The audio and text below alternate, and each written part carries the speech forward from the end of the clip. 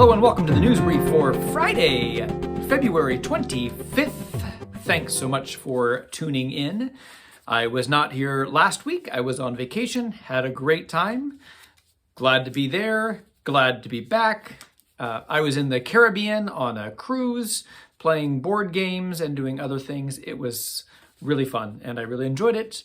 But I am glad to be back, and there is a ton of stuff that is happening here because Lent is coming next week. It's right around the corner. Ash Wednesday is on. It's on Wednesday this year. Can you believe it? But it's next Wednesday, March the 2nd. Masses for Ash Wednesday are the following: 7 a.m., 8:30 a.m., 12 noon, 6 p.m., and then 7:30 in Spanish. So 7 a.m., 8:30, 12 noon, 6 p.m., and then 7:30 in Spanish. The 8:30 a.m. will not be a school mass. The school kids are going to mass at a different undisclosed time. It's our first time doing an all-school mass, and we're just limiting it to the school community because we've never done it before since, well, March of 2020. So we're going to see how it works getting the kids in, and then hopefully we can have more all-school masses as the year goes along. There have been some changes there. As you following the news, I'm sure the Johnson County Commission voted to stop the mask mandates for schools, and many school districts and many schools have now gone to mask optional in the schools. We have been trying to follow what the Johnson County Commission put before us as what they felt was best for Johnson County. We were trying to follow that as best as possible, and we continue to follow that. So generally, I think it's good to teach people to follow what the law is put forward to us, unless, of course, the law is unlawful. Now, some would say that it is unlawful, not to get in a huge debate here on GSN, but that's been kind of the way we've moved forward. We've got plenty of criticism. Some people have appreciated it, but anyway, the masks have now gone to mask optional, and we are lessening and lessening our restrictions that we are doing at the school piece by piece. And so hopefully we will be back to almost fully normal by the end of the school year. That is our hope. On that note also, we have changed our language regarding masks. So we do no longer say masks are appreciated at Mass at Good Shepherd. We say that masks are optional now, but we do ask that people respect whatever people's decisions are as individuals or as families. If people choose to mask, that's fine. If people don't choose to mask, that's fine. We're at the stage in this pandemic, people are saying it's moving to the endemic, and we are learning how to live with this COVID-19. So masks are optional. Do what you will, and there that is. So hopefully we've come to the end of kind of restrictions regarding COVID-19. And of course, some things are not returning, like we're still not returning to normally passing the baskets. Those are lessons that we have learned from this whole thing. And other things like distributing the cup for communion, that is not on the docket to return anytime soon. So we'll just see how things go. And I've heard no one asking for it at this time either. So we'll see. Okay, so enough about that. We are hopefully moving into a better phase of this pandemic. What else is happening though? This weekend, as you perhaps know, the Pope has asked for all the church to do a kind of a survey as they are preparing for this synod on synodality, or it's a meeting about meetings, which I know gets criticized a little bit, but it is good for us to review processes sometimes and how are people being listened to, and can we be a better listening church? As I've said before, and possibly on this program, the United States might be doing listening better than perhaps a lot of countries and dioceses in the world. We have parish councils, we have finance councils. Here at Good Shepherd, we have commissions, we have methods of communication. albeit sometimes the communication isn't the best, which is why it's good for us at Good Shepherd to look at our processes as well and see how can we improve the process of communication, meeting, listening to one another. That's what it's about. So after all the masses this weekend, we are allowing for a synodal process to ask and answer some questions that have been put forth to us. Now we, as a parish council, we selected which were the questions that we would hone in on. And so those are the ones that are going to be asked. There is also a survey that should be coming out today as well with the questions on it, and you can feel free to answer that. That'll be in a flock note. And then there will also be printouts of those questions to answer. So we will have a group sitting session. We will have a respond by survey or email way, and then there will be the printout way. So we're trying to get as much feedback on these questions as we can so we can deliver it to the Archdiocese, so they can deliver it to the broader church, and we will all have been part of this discussion. So that is this weekend, and we're doing our synodal process then. As we are beginning into Lent, there are retreat opportunities. And so mark your calendars for Saturday, March 5th. There is a women's retreat. You were made for such a time as this. That is on Saturday, March the 5th. And then also on Saturday, March 5th is Men Under Construction. Now that is not a Good Shepherd retreat. That is a regional retreat, and it's very powerful for men. And so I'd encourage, if you are a guy, to sign up for Men Under Construction. And if you are a woman, I recommend you sign up for the women's retreat. Those are both Saturday, March 5th. So they aren't really conflicting, except for maybe watching kids, I suppose. But please come.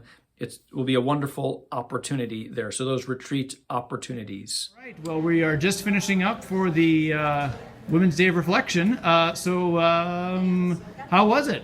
It was awesome. It was wonderful. Awesome. Yep. I was here 20 years ago when she did this before, and and as soon as I heard that Sister Miriam was going to be here, I said I could not come because she is so invigorating and so inspiring. It's wonderful. Awesome. Yeah, she's an incredibly good speaker. She knows when to put in humor, when to be serious, when to touch us very, very closely in the feeling. And she gave us time in between time to have a little vocabulary in our own group there. That we could Are these the hottest women A lot of of wonderful church? stories applicable to the And then there's topics Debbie. and examples of things that we could think about. How was the retreat? I'm filming for Tuesday Night Live. It was great. It was You're on the the best Lenten start. Yes.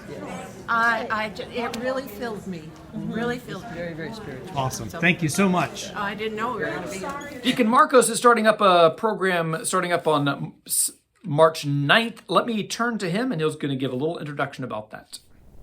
Hello, Good Shepherd. This is Deacon Marcos. I'd like to invite you to a unique prayer experience.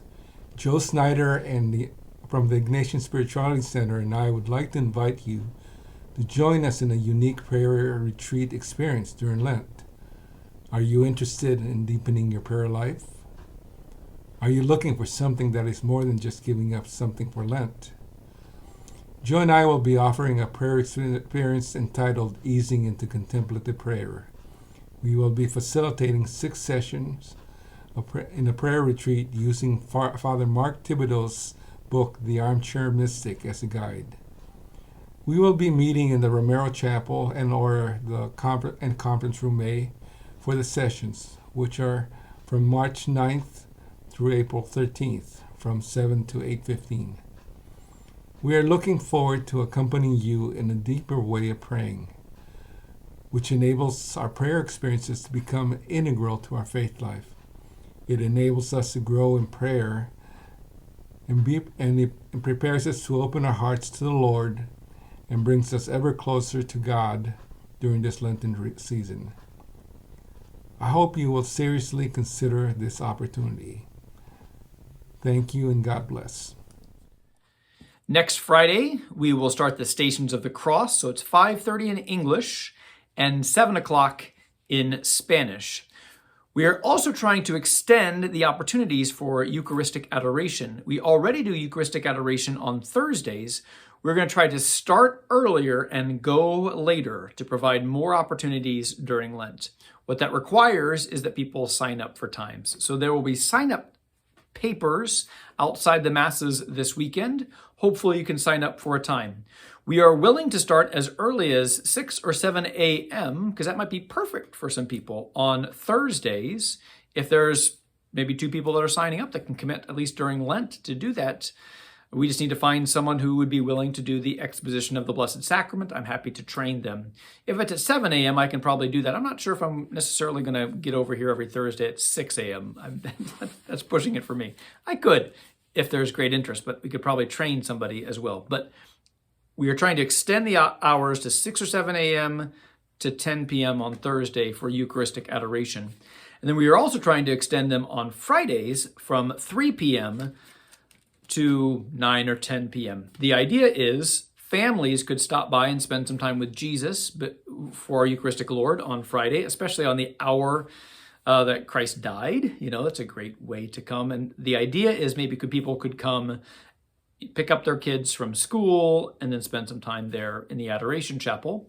And then extending that through when we already have the fish fry and the Stations of the Cross. There's a lot of activity going on anyway. Can people come a little bit earlier or stay a little bit later and spend some time with our Lord in the Eucharist? That's the idea. Signups will be here this weekend. Hopefully, we can get all those times covered, and so we can have extra opportunities for adoration.